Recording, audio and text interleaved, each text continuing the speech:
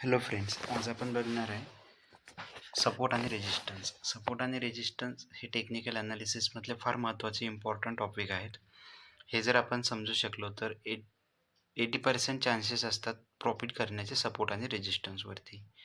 80% chances असतात की support आणि रेजिस्टन्सवरती मार्केट ॲक्ट करणार. तिथून सपोर्टला सपोर्ट घेणार आणि रेजिस्टन्सला रेजिस्टन्स घेणार. फक्त 20% चान्सेस आहेत की ते ब्रेकआउट होऊ शकतात किंवा ब्रेकडाऊन होऊ शकतात.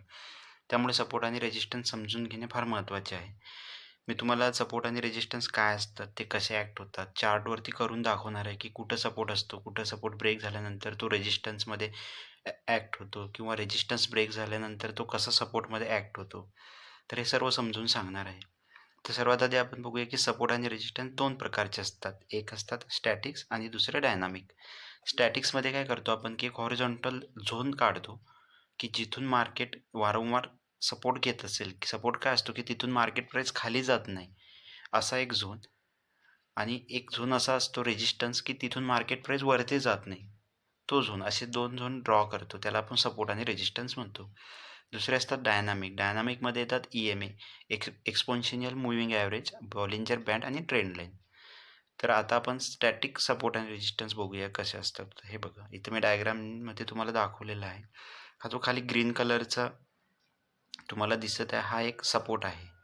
ओके. आणि हा वरती जो दिसत आहे रेड कलरमध्ये हा एक रेजिस्टन्स आहे. मी तुम्हाला समजण्यासाठी हे कलर कोड टाकलेले आहेत.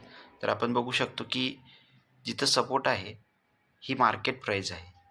इथं तुम्ही बघितलं तर ही एक मार्केट प्राईस आहे. वरती सपोर्टवरनं वरती जाणार, पुन्हा रेजिस्टन्सला रेजिस्टन्स घेऊन खाली येणार, पुन्हा सपोर्टला आल्यानंतर पुन्हा वरती बाउन्स बॅक होणार, पुन्हा खाली येणार, पुन्हा वरती जाणार, पुन्हा खाली येणार. अशा प्रकारे प्राईस इथं मूव्ह होत आहे. पण ही मूव्ह का होत आहे? कारण तुम्हाला सांगतो की सपोर्ट झोनला बायर्स मोठ्या प्रमाणात ॲक्टिव्ह असल्यामुळं तिथून मार्केट प्राईस खाली जाणे शक्य नसतं किंवा तेवढं पॉसिबल नसतं इझिली की तिथून ते मार्केट प्राईस खाली जाऊ देतील. तुम्ही इथं बघू शकता की इथं बायर्स ॲक्टिव्ह आहेत, इथं बायर्स ॲक्टिव्ह आहेत. या लेवलला बायर्स ॲक्टिव्ह आहेत. त्यामुळे इथून प्राईस इझिली वरती इझिली खाली जाऊ शकत नाही. म्हणून त्या झोनला आपण सपोर्ट झोन म्हणतो. आणि रेजिस्टन्स झोन काय असतो की त्या पर्टिक्युलर लेवलवरून मार्केट प्राईस वरती इझिली जात नाही. कारण तिथं सेलर लोक ॲक्टिव्ह असतात. तिथं सप्लाय झोन असतो. सपोर्ट आणि रेजिस्टन्सलाच आपण सप्लाय आणि डिमांड पण म्हणतो. जिथं सपोर्ट असतो तिथं डिमांड असते आणि जिथं रेजिस्टन्स असतो तिथं सप्लाय असतो. तर अशा प्रकारे बायर आणि सेलरमुळे हे झोन तयार होतात. याला आपण सपोर्ट आणि रेजिस्टन्स म्हणतो. तर आपण बघू शकतो की पुन्हा एक इम्पॉर्टंट की ज्या वेळेस हा सपोर्ट ब्रेक होतो ना, तर सपोर्ट ब्रेक झाल्यानंतर जेव्हा प्राईस खाली सस्टेन होते आणि पुन्हा पुलबॅक घेते आणि सपोर्टपर्यंत येऊन पुन्हा खाली डाऊन साईडला जाते, तर त्यावेळेस तिथला सपोर्ट हा रेजिस्टन्स म्हणून ॲक्ट होतो. तुम्ही बघू शकता. ही लेवल मार्केट प्राईसला वरती जाऊ देत नाही आहे आणि जी लेवल मार्केट प्राईसला वरती जाऊ देत नाही तिला आपण रेजिस्टन्स म्हणतो. इथं बघितलं आपण. या लेवलला मार्केट प्राईस वरती जात नाही तर हा रेजिस्टन्स आहे. सेम आता इथं पण सेम होतं आहे की ही मार्केट प्राईस या लेवलपासून वरती जात नाही. तर आधी हा सपोर्ट होता कारण इथून मार्केट प्राईस खाली येत नव्हती. मात्र मार्केट प्राईस एकदा खाली आल्यानंतर आता तिथून वरती जात नाही म्हणल्यावरती तो सपोर्ट रेजिस्टन्स म्हणून ॲक्ट होतो आणि रेजिस्टन्स म्हणून ॲक्ट झाल्यानंतर तिथून मार्केट प्राईस खाली येते. आपण बघू शकतो. सेम त्याच प्रकारे तुम्ही बघू शकता की जेव्हा रेजिस्टन्स ब्रेक होतो, इथे रेजिस्टन्स ब्रेक झाला, त्यानंतर मार्केट प्राईस वरती गेली, पुन्हा खाली आल्यानंतर मार्केट प्राईसने इथे सपोर्ट घेतला. आता काय झालं की रेजिस्टन्स जो होता तो सपोर्ट म्हणून ॲक्ट व्हायला लागला आहे. त्यामुळे when resistance break it act as a support and when support break it act as a resistance. हे नेहमी लक्षात ठेवा. हे बघा, इथं मार्केट प्राईस वरती गेली, वरती गेल्यानंतर पुन्हा सपोर्ट घेतला. इथं सपोर्ट घेतल्यानंतर पुन्हा मार्केट वरती गेलं. तर आता हा जो रेजिस्टन्स होता, हा रेजिस्टन्स आता आपला सपोर्ट झालेला आहे इथं. अशा प्रकारे सपोर्ट आणि रेजिस्टन्स वर्क करतात. मी तुम्हाला चार्टवरती दाखवतो की सपोर्ट आणि रेजिस्टन्स कसे ड्रॉ करायचे.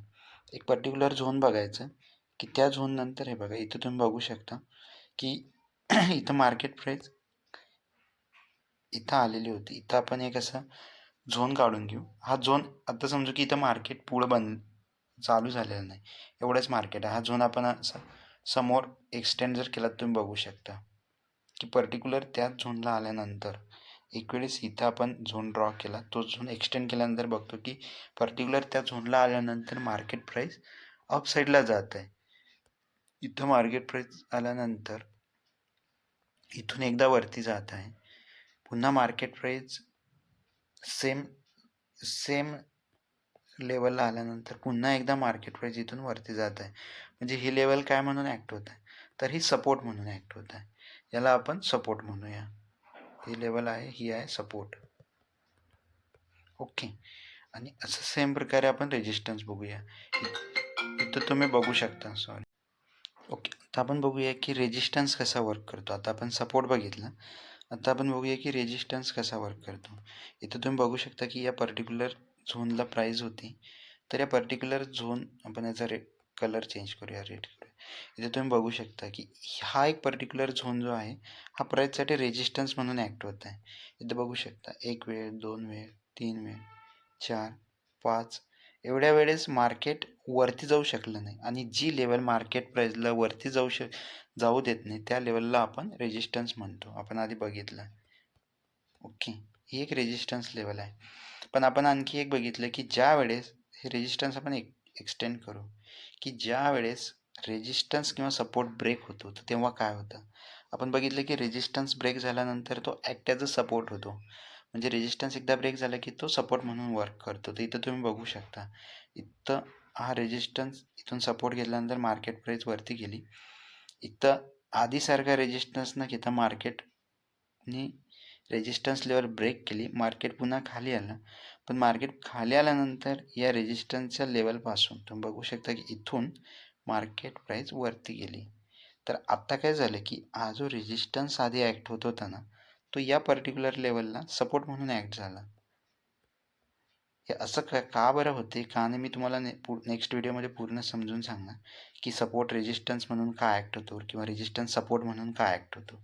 आता फक्त एवढंच लक्षात असू दे की ज्यावेळेस मार्केटमध्ये रेजिस्टन्स ब्रेक होतो आणि पुलबॅक येतो, त्यानंतर प्राईस रेजिस्टन्सच्या वरती सस्टेंड होते, तर त्यावेळेस तो सपोर्ट म्हणून ॲक्ट होतो. आणि सेम सपोर्टमध्ये जेव्हा सपोर्ट ब्रेक होतो त्यावेळेस तो रेजिस्टन्स म्हणून ॲक्ट होतो. तुम्हाला एक्झाम्पल दाखवतो असे आणखी. इथं तुम्ही बघू शकता पुन्हा इथं एक पर्टिक्युलर झोन होता की 2 वेळा मार्केट प्राईस खाली आल्यानंतर इथं रेजिस्टन्स घेतलेला मार्केटने या 2 लेवलला. इथं मात्र तो ब्रेक झाला. मार्केटने इथून अप गेल्यानंतर तो ब्रेक केला. इथं मार्केट थोडा वेळ सस्टेन झाला आणि मार्केट इथून बघितलं तर वरती गेलं. तर म्हणजेच इथून मार्केट तुम्ही बघू शकता की इथून पुन्हा वरती गेलं. तर इथं काय झालं, या पर्टिक्युलर लेवलला की हा जो रेजिस्टन्स होता हा सपोर्ट म्हणून ॲक्ट झाला. ओके, असे भरपूर एक्झाम्पल आपल्याला मिळतील मार्केटमध्ये. आपण बघूया आणखी. इथं तुम्ही बघू शकता की हा एक स्ट्रॉंग सपोर्ट होता मार्केटमध्ये. हे बघा, इथं एक सपोर्ट लेवल आहे. तुम्ही जर हा झोन बघितला, आणि नेहमी लक्षात ठेवा सपोर्ट आणि रेजिस्टन्स हे एक लाईन नसतात, हे एक झोन असतात. नेहमी झोनच ड्रॉ करायचे, त्यामुळे ॲक्युरेसी थोडी जास्त येते. इथं तुम्ही बघू शकता की मार्केटने एक वेळेस इथं सपोर्ट घेतला, इथं सपोर्ट घेतला, सेम लेवलला सपोर्ट घेतला. ओके, याला सपोर्ट म्हणतो आपण. आणि रेजिस्टन्स काय असतो ते पण आपण बघितलेलं आहे. ओके, हे बघा, भरपूर एक्झाम्पल आपल्याला बघायला मिळते सपोर्ट आणि रेजिस्टन्सचे. मार्केटमध्ये सपोर्ट आणि रेजिस्टन्सच वर्क करतात. प्राईस ॲक्शनमध्ये सपोर्ट आणि रेजिस्टन्स फार जास्त इम्पॉर्टंट आहे. हे जर तुम्ही व्यवस्थित शिकलात, व्यवस्थित अभ्यास केला, तर बऱ्यापैकी तुम्ही मार्केट समजू शकणार. ओके, इथं पण बघू शकता की हा एक सपोर्ट झोन होता मार्केटचा. इथून 2-3 वेळेस मार्केट प्राईस अपसाईडला गेलेली आहे. आणि वरती मात्र एक रेजिस्टन्स झोन पण तयार झालेला होता की 2-3 वेळेस मार्केट प्राईस तिथून खाली पण आलेले आहे. इथं तुम्ही बघू शकता हा सपोर्ट झोन ग्रीनमध्ये आणि वरती रेजिस्टन्स झोन. इथं बघा, मार्केटने इथं सपोर्ट घेतला, वरती गेला, मार्केट पुन्हा खाली आलं, मार्केटने पुन्हा रेजिस्टन्स सपोर्ट आणि यावेळेस मात्र मार्केटने रेजिस्टन्स ब्रेक केला. रेजिस्टन्स ब्रेक केल्यानंतर मार्केट पुन्हा खाली आलं. इथं आल्यानंतर या लेवलला मात्र मार्केटने जो रेजिस्टन्स होता तिथं सपोर्ट घेतला. म्हणजे रेजिस्टन्स ब्रेक झाल्यानंतर मार्केट प्राइस वरती सस्टेन झाली आणि पुलबॅक घेतला तर तो आधीचा असलेला रेजिस्टन्स सपोर्ट म्हणून ॲक्ट होतो. आणि बघा इथं सपोर्ट घेतला आणि मार्केट अप गेला. ओके, असे भरपूर एक्झाम्पल आपल्याला बघायला मिळतील सपोर्ट आणि रेजिस्टन्सचे. इंट्राडेमध्ये सपोर्ट आणि रेजिस्टन्स कसे वर्क करतात, कसे ड्रॉ करायचे, कुठे रेजिस्टन्स बघून सेल करायचा, कुठे सपोर्ट बघून बाय करायचा, हे मी तुम्हाला नेक्स्ट व्हिडिओमध्ये नक्की समजून सांगणार. आजचा सपोर्ट आणि रेजिस्टन्सचा व्हिडिओ जर तुम्हाला आवडला असेल तर नक्की व्हिडिओ लाईक, शेअर आणि चॅनलला सबस्क्राईब करा.